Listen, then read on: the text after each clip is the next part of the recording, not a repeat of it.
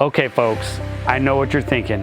What the heck is going on behind you? What are you doing? How are you fixing that? And that's when I turn into the whole thing. RVs and logic don't go together. What's going on? Let's start here. This is one of our very first customers, been coming to us for a really long time. And he's sitting here and he's like, you know, should I go buy a new one? Should I fix up my old one? What should I do? He recently paid off the vehicle. He's had it since it was brand new, and he starts looking around at everything that's out there, and there's nothing out there new that he can find that will fit all of the features of what he has behind him. But the problem is we have to try to bring all of these problems up to speed and make this unit everything he wanted to be. Let's talk about all the steps we're gonna have to take to try to put this back to a beautiful condition.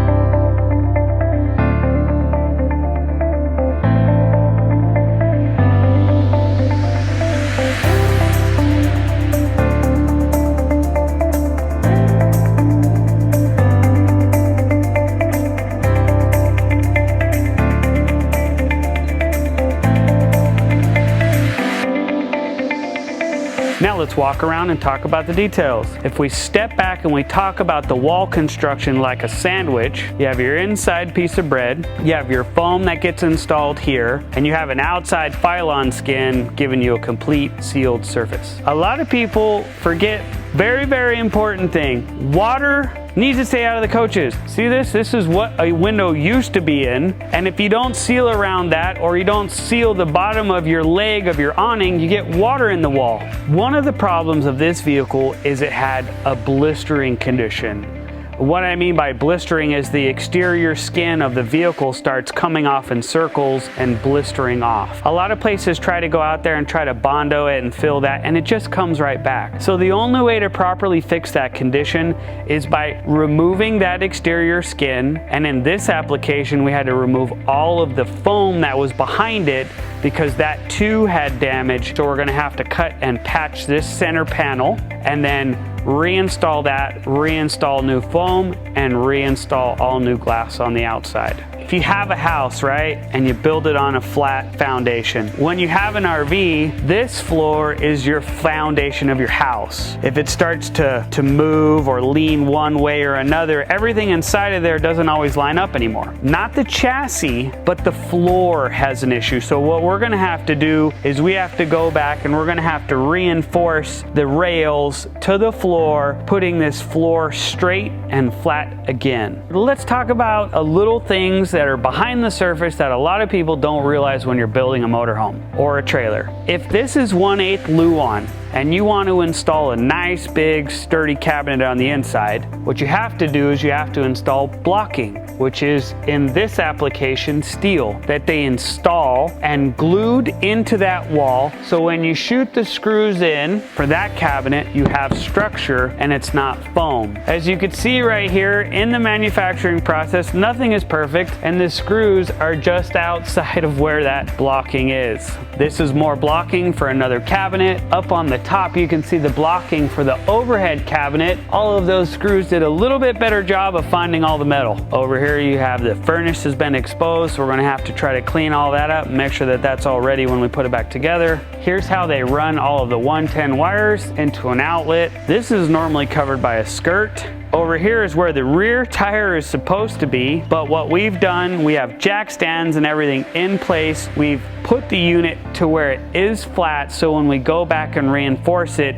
it's gonna stay in the position that we want. Over here is the slide out. Now, this is another issue with water. If you don't seal all the molding that goes around the bottom of the slide out, you let water in, and unfortunately this floor is rotting out. So we're taking this room out, we're gonna build the floor, and we're gonna put the room back in. Now that you have all that stuff out, there are things that are better to do at this period in time. This basement AC is easily accessible. It should be taken out, it should be serviced, and it will be put back in. When we take this room out, we're gonna have to disassemble it and get it off the wall. So what we're gonna do when we go to put it back in, customer's gonna install all new toppers all the way around. And it's a very easy installation in comparison to everything else that's going on, and the labor is pretty much included. Over here we have the rear wall that's been exposed. We have our fancy tool tool over here, this piece of wood, wedging the cap off just far enough to where when we go to put our new skin, we can get it under the cap and the cap back over that. Another upgrade that's going to be performed is all of the exterior lights